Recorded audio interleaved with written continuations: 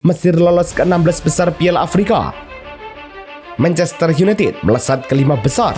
Vitinha dan Dembele raih penghargaan versi IFFHS. John Terry latih Oxford United.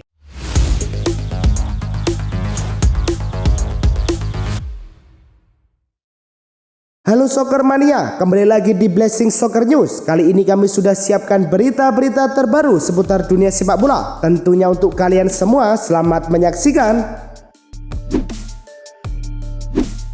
Zambia versus Komoro bermain di Casablanca. Komoro sempat memiliki peluang awal di menit ke-6 lewat Maiziane Maulida, namun tembakannya diblok di garis gawang.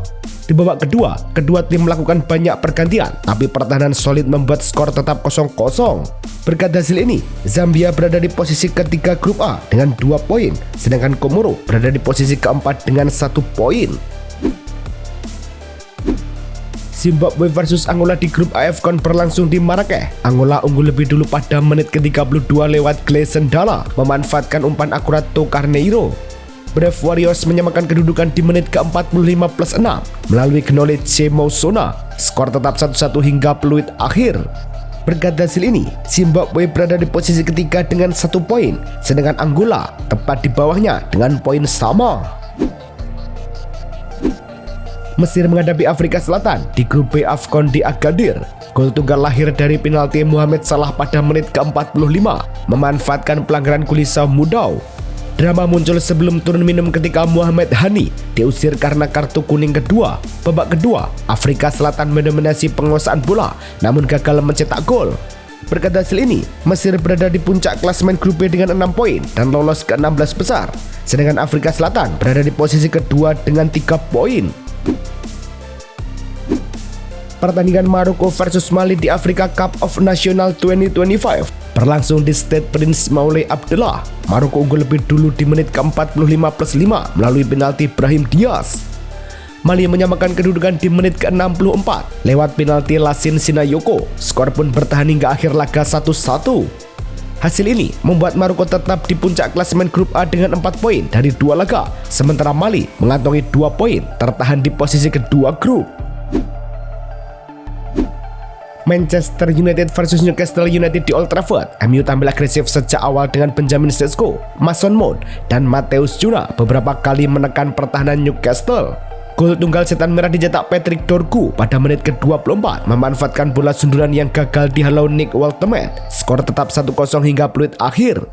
Berkat hasil ini, MU berada di posisi kelima klasemen Premier League dengan 29 poin, sedangkan Newcastle tertahan di posisi ke-11 dengan 23 poin.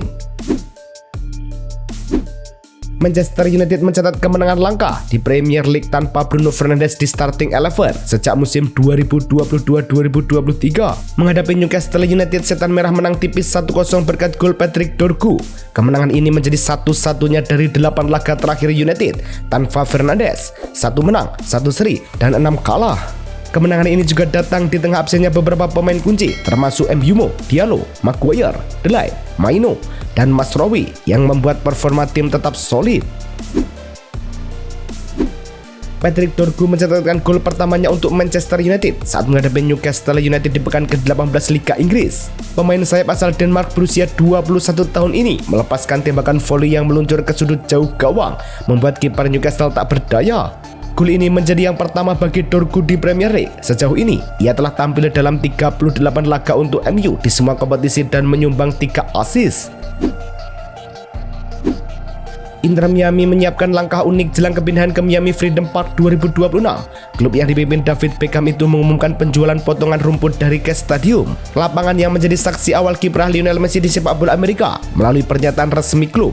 Inter Miami menyebut inisiatif ini ditunjukkan bagi penggemar yang ingin menyimpan bagian nyata dari sejarah klub. Tersedia 5 varian koleksi, mulai dari gantungan kunci hingga edisi premium seharga $750 AS.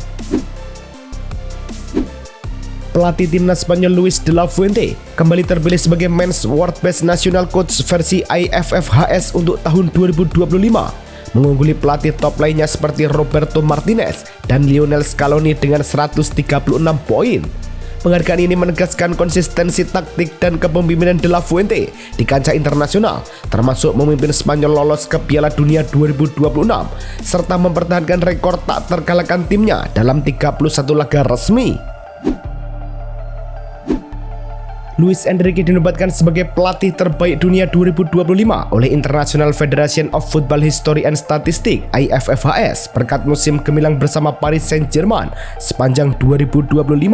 Enrique membawa PSG meraih 6 trofi bergengsi, termasuk Liga Champions, Ligue 1, Coupe de France, Piala Super UEFA, dan Piala Interkontinental FIFA. Dalam keterangan resminya, IFFHS menilai keberhasilan tersebut sebagai jaminan konsistensi taktik dan dominasi tim di berbagai ajang.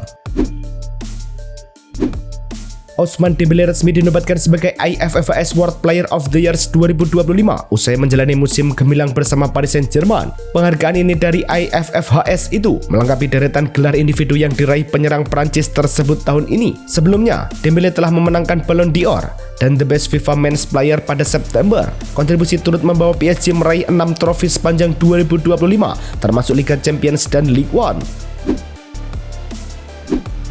Vitinha resmi dinobatkan sebagai World Best Playmaker 2025 oleh IFFHS. Gelandang Paris Saint-Germain dan timnas Portugal itu mengumpulkan 103 poin, mengungguli sejumlah nama besar dunia. Dalam daftar yang dirilis IFFHS, Pedri finish di posisi kedua dengan selisih 12 poin, disusul Lamine Yamal di peringkat ketiga. Lionel Messi, pemilik rekor 14 penghargaan IFFHS, menempati urutan keempat. Penghargaan ini menempatkan Vitinha sejajar dengan legenda seperti Zinedine Zidane, Xavi, Andres Iniesta, hingga Luka Modric.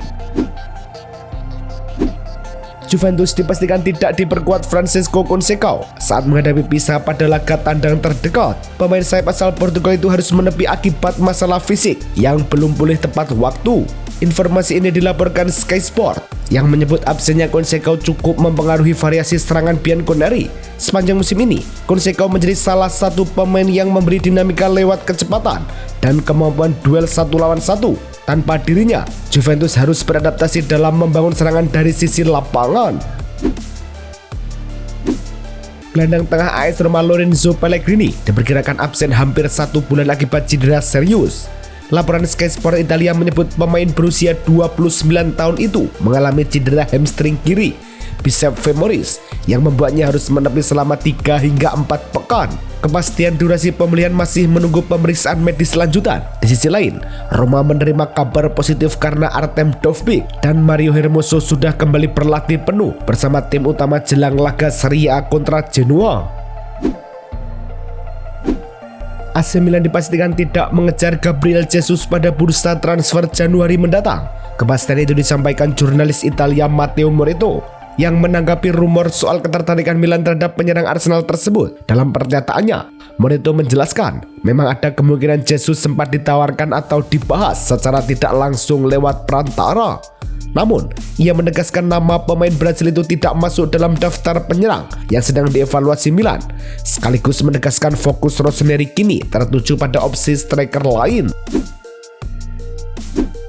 Napoli dilaporkan serius mempertimbangkan langkah untuk merekrut gelandang Bayern Munchen, Leon Goretzka. Jurnalis Bild Christian Falk menyebut pemain berusia 30 tahun itu masuk radar klub Serie A tersebut menjelang berakhirnya kontrak pada akhir musim. Menurut Tutto Mercato Web, Napoli menilai Goretzka sebagai tambahan penting di lini tengah, terutama karena Kevin De Bruyne, Billy Gilmour, dan Frank Anguissa tengah absen.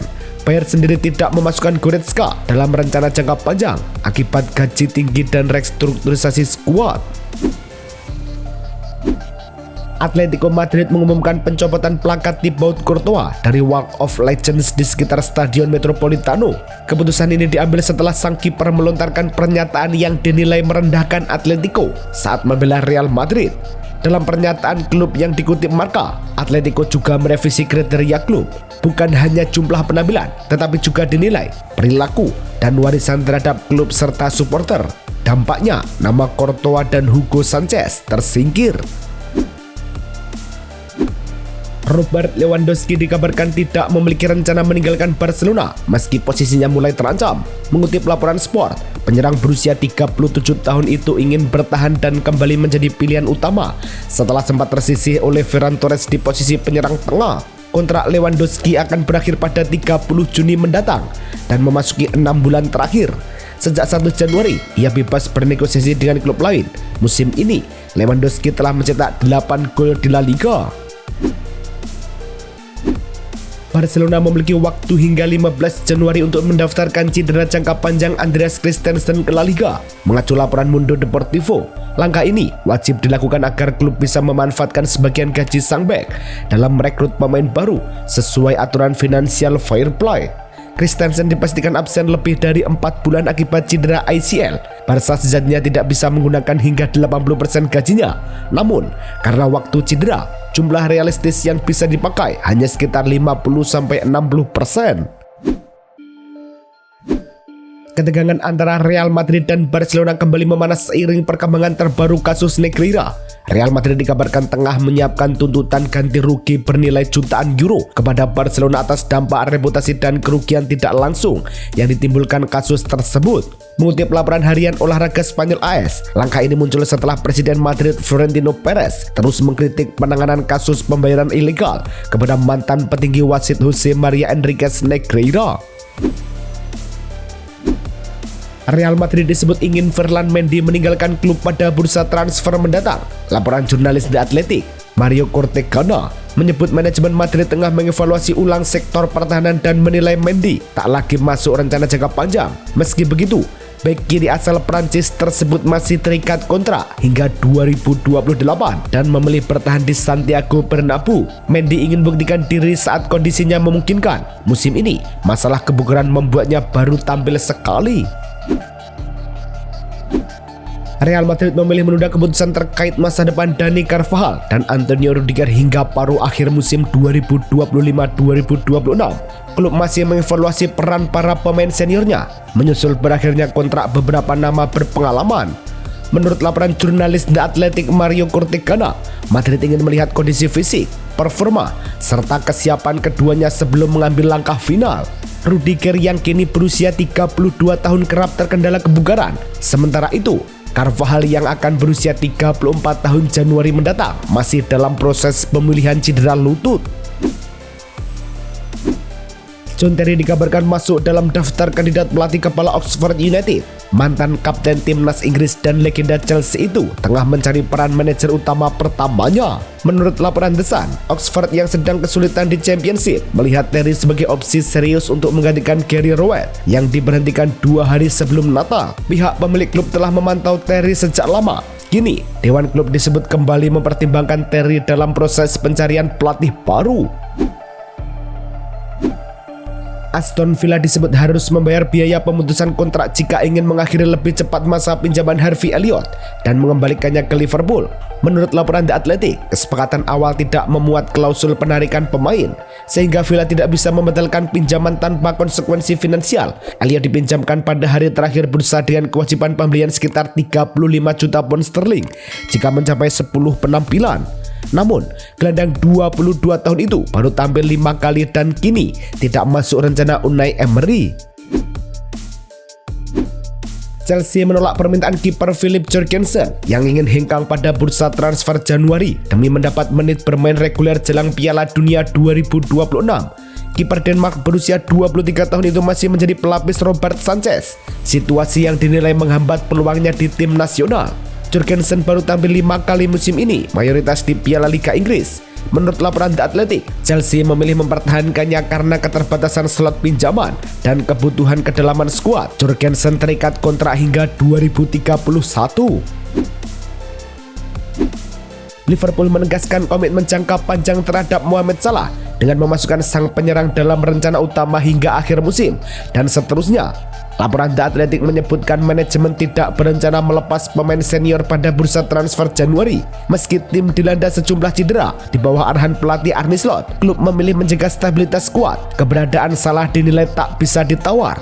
Meski performanya sempat menurun, kontrak baru berdurasi 2 tahun yang ditandatangani April 2025 memastikan ia bertahan hingga 2027.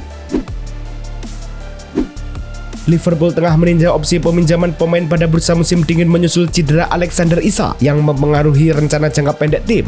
Menurut laporan Court Offset, manajemen Anfield kini mempertimbangkan solusi sementara dengan risiko minimal. Salah satunya meminjam penyerang Paris Saint-Germain Goncalo Ramos selama 6 bulan. Pemain asal Prancis itu dinilai cocok dengan kebutuhan taktis Arne Slot karena agresif menekan dan tajam di kotak penalti. Skema pinjaman dianggap ideal sambil menunggu Isak pulih sepenuhnya. Premier League dan English Football League (EFL) berencana menggelar pembicaraan awal tahun depan untuk membahas kemungkinan mengakhiri larangan siaran langsung kick-off pukul 15.00 waktu Inggris pada Sabtu. Mengutip laporan The Guardian, keduanya ingin mencapai kesepakatan sebelum siklus hak siar berikutnya dimulai. Inggris saat ini menjadi satu-satunya negara Eropa yang masih menerapkan aturan tersebut. Premier League dan EFL menilai penayangan seluruh pertandingan dapat meningkatkan pendapatan domestik. Itulah tadi kumpulan berita-berita terbaru dari kami. Simak terus berita-berita terbaru lainnya dan jangan lupa like, komen, dan juga subscribe.